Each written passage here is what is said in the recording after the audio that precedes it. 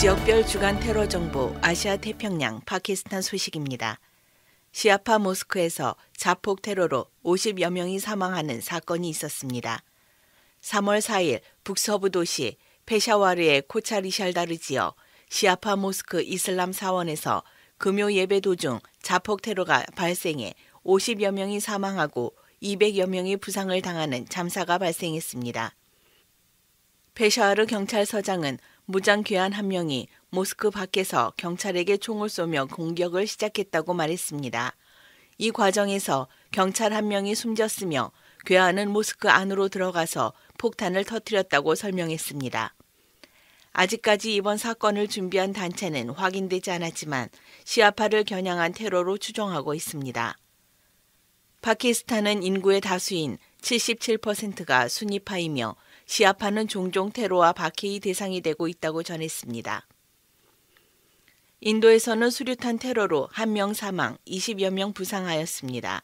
3월 7일 분쟁지 인도령 카슈미르 중심 도시 스리나가르의 임파로 홍자판 시장에서 수류탄 공격이 발생하였으며 1명이 사망하고 24명이 부상하였습니다.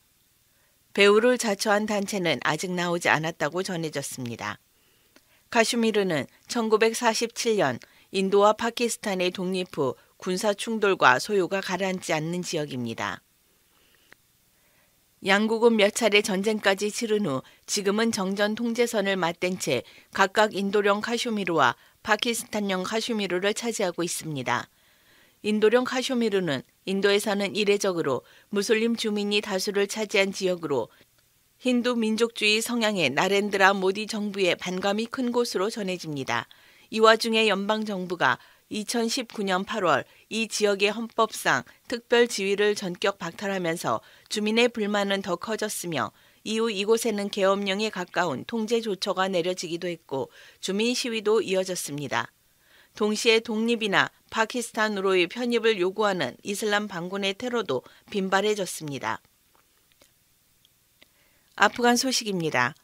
탈레반 집권 후 테러로 민간인 400명이 사망하였습니다. 3월 8일 최근 공개된 유엔 인권보고서에 따르면 지난해 8월 탈레반 집권 이후 아프가니스탄에서 테러 등의 공격으로 숨진 민간인의 수가 397명으로 집계되었습니다. 이 가운데 80% 이상은 이슬람 국가 호라산 ISK의 테러와 연관된 것으로 파악됐다고 밝혔습니다. 이슬람 국가 IS 아프간 지부격인 ISK는 미국과 평화 협상 추진, 시아파에 대한 대응 등을 놓고 탈레반과 심각하게 대립해왔습니다.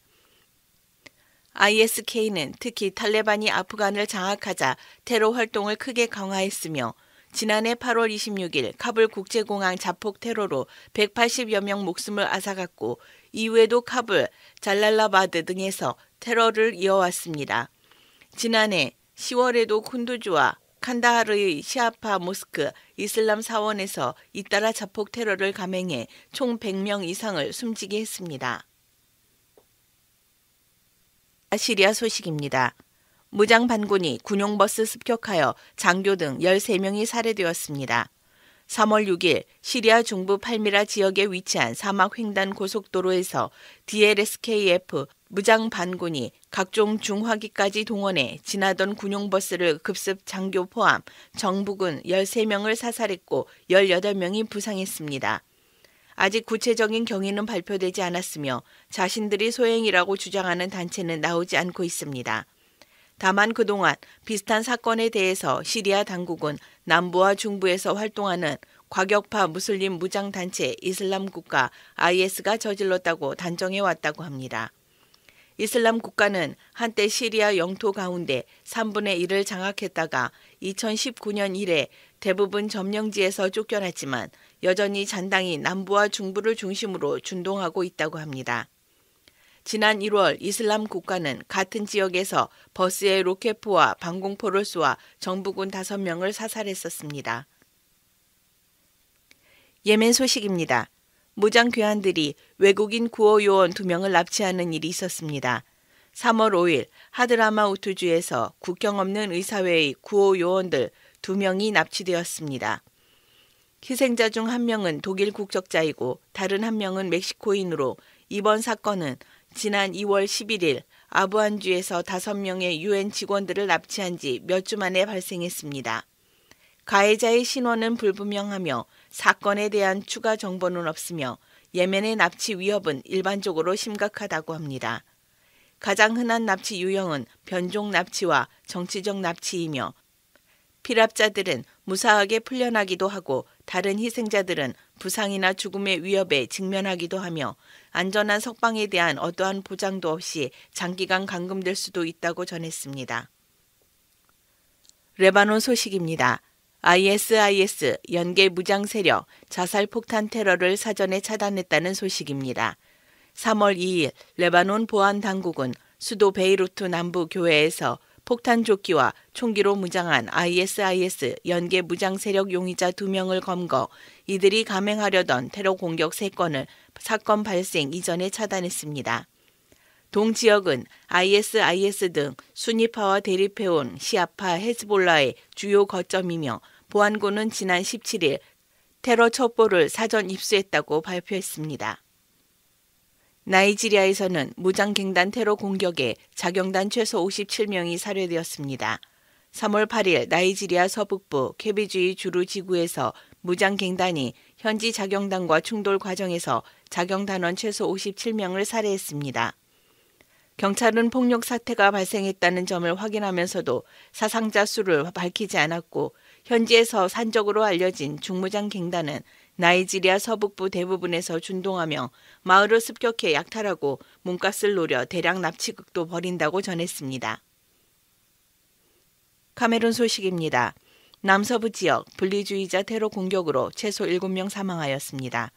3월 2일 남서부 지역 베코라 근처에서 분리주의자로 의심되는 무장괴한들의 공격에 정부 고위 행정관과 시장을 포함한 최소 7명이 사망했습니다.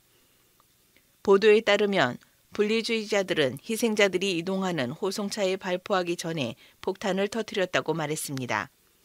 가까운 기간 동안 유사한 공격이 계속 발생할 것이 유력하기에 긴장이 고조되고 있으며 북서부와 남서부 지역에서 소수민족인 영어를 사용하는 사회와 국가 당국 사이에 긴장이 계속되고 있다고 전했습니다.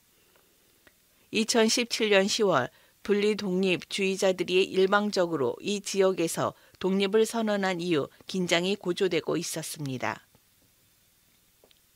말리 소식입니다. 프랑스군 알카에다 북아메리카 지부 수장 사살. 3월 7일 프랑스군이 말리 북동부 팀북투에서 160km 떨어진 곳에서 테러단체 알카에다 북아메리카 지부 수장 아부 아마르 알자자이리로도 알려진 야히야 주아디를 사살했다고 전했습니다. 알카에다 리비아 지부를 이끌었던 주아디는 2019년 말리로 넘어와 팀북투를 중심으로 활동하며 AQIM의 물자, 자금, 물류 등을 담당해온 주요 인물이라고 프랑스군은 설명했습니다. 프랑스는 사하라 사막 주변 사헬 지대를 유럽으로 유입하는 테러리스트의 온상으로 보고 2013년부터 말리를 거점으로 테러 격퇴전인 바르칸 작전을 펼쳐왔습니다. 그러나 지난 2020년 8월 이후 2번의 쿠데타를 일으켜 권력을 잡은 말리 군부와 갈등해 프랑스는 말리 주둔 병력을 빼내 4개월에서 6개월에 걸쳐 니제르 등으로 재배치하겠다고 지난달 발표하였습니다. 아메리카 유엔 안보리는 후티 반군 테러단체 규정 결의안을 채택했습니다. 유엔 안보리는 UAE 등에 대한 드론, 미사일 공격과 예멘 내 민간 기반 시설에 대한 공격을 이유로 후티 반군을 테러단체로 규정하고 무기 금수 조치를 확대하는 내용의 결의안을 채택하였습니다. 무기 금수 조치 전 국가와의 직간접 교육과 투자 등 모든 경제 교류를 중단하는 조치입니다. 유럽 러시아 소식입니다. 러시아 우크라 침공 관련 국제사회 제재의 보복 예고. 3월 7일 러시아 정부가 우크라이나 침공과 관련해 자국에 대한 경제금융 제재에 동참한 한국을 비우호국으로 지정했습니다. 이에 따라 러시아 정부가 앞으로 우리나라에 대해 외교, 경제 등 분야에서 보복성 제재 조치를 가할 것이란 전망이 나오고 있어 주목이 되고 있습니다. 러시아는 우리나라와 미국, 일본, 영국, 호주, 캐나다, 뉴질랜드, 스위스, 싱가포르, 대만과 유럽연합, EU 회원국 그리고 우크라이나를 비우호국으로 명단에 포함했습니다. 지난달 24일 우크라이나 침공 개시 이후 자국에 각종 제재 조치를 부과했다는 이유에서입니다. 이와 관련 외교부 당국자는 정부는 러시아 측의 비우호국 지정 조치가 우리 경제에 미칠 영향을 예의주시하며 필요한 조치를 검토해 나갈 것이라고 밝혔습니다. 다만 전문가들 사이에서는 러시아가 이미 각종 제재로 손발이 묶인 상황이란 이유에서 우리나라 등의 보복성 조치를 취하더라도 그 효과는 크지 않을 것이란 전망도 나오고 있습니다. 전문가들은 테러 제재는 우리만 한 게 아니라 사실상 전 세계 경제의 50%를 차지하는 자유민주주의의 국가들이 다 동참한 상황이라며 러시아가 쓸 수 있는 카드가 많지 않다고 말했습니다. 또한 경제사회연구원 외교안보센터장도 이번 러시아의 조치는 우리나라를 포함한 국제사회가 먼저 제재를 가했기 때문에 가만히 있을 수 없어 나온 것이라며 우크라이나 전쟁 이후엔 상호 제재 해소 수순으로 갈 것이라고 예상했습니다. 이상 주간 테러 동향 소식이었습니다.